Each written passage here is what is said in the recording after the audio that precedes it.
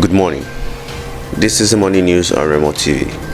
I am Oluduro Jeremiah.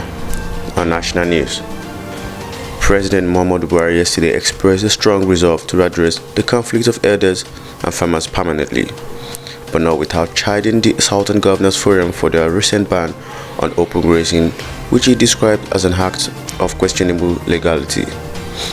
The president further accused the governors of politicking with serious security issues and an attempt at a show of power. The presidency's position was contained in a statement by the senior special assistant to the president on media and publicity, Malam Garba Shehu, insisting that the governor's resolution during their meeting, which held on May 11 in Asaba, Delta State, is a violation of the constitutional right of Nigerians to live and do business in any part of the country, irrespective of such citizen state of origin. An inkling into the president's mindset came to light last week Wednesday when the Attorney General of the Federation and Minister of Justice Abubakar Malami compared selling of spare parts in the north to open grazing of cattle in southern Nigeria, which drew the ire of southern governors, senior lawyers, and other socio-political organizations.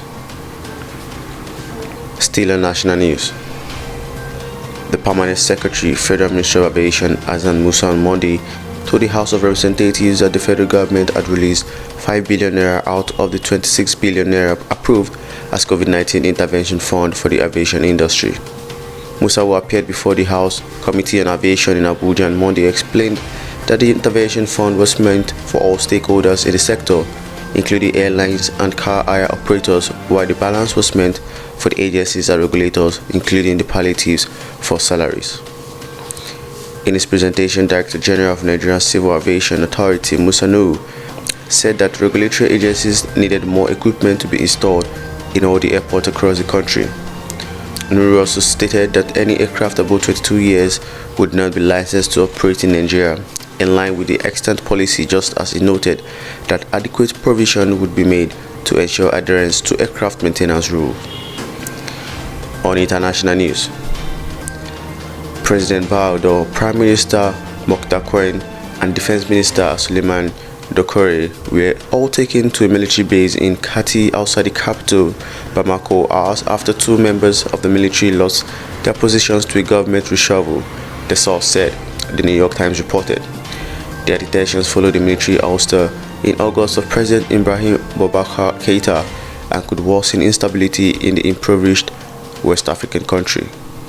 Mr. Ondo and Mr. Quain had been assigned to oversee an 18-month transition back into civilian rule after the August takeover, but they appear to have moved against the military control over a number of key positions. The sacking of the pillars of the coup was an enormous misjudgment, a senior former Malian government official told Reuters. The actions are probably aimed at getting back in their jobs. On sports news, Nigeria and Egypt will go into partnership by exploring areas of mutual benefit for the growth of the youth and sport industry in both countries. Speaking in Cairo, Egypt, at the sidelines of the Association of National Olympics Committee Africa, General Assembly Minister of Youth and Sport Development, Mr. Sunday Dari, said sport plays an important role in international relations, foster unity, build friendship, and develop the youth population. Nigeria and Egypt start to derive a lot of benefit by going into partnership in youth and sport development. As two pace-setters on the continent, Nigerian and Egyptians youth can get a lot of mileage if we explore areas of mutual benefit for the growth of our two countries. Youth are the active participants in sport. Once they are taken care of, a better future is assured. This meeting is quite timely, coming at a time where we are preparing for the Olympics. Sport can be used to conquer COVID-19 as the world is united to win this scourge through sports. And lastly, on entertainment, the Economic Financial Crimes Commission has embraced entertainment in its bid to create awareness on the fight against corruption. The Crimes Unit rolled out the hashtag Together Against Corruption challenge on social media, calling on all talented youth to create catchy content that promotes the fight against corruption. The EFCC uploaded a musical beat on its Twitter page and asked creatives to join in the hashtag Together Against Corruption challenge.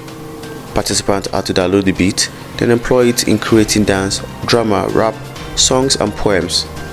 After the creation of any of the performing arts, Participants are to upload their videos on all social media platforms, tagging the EFCC official handles. And that's all of the morning news on Remo TV. For more news, check us on our social media platforms on Facebook, Twitter, Instagram, and YouTube at official Remo TV. Or better still, visit our website at www.remotv.com.ng. I am Oluduro Jeremiah. Good morning.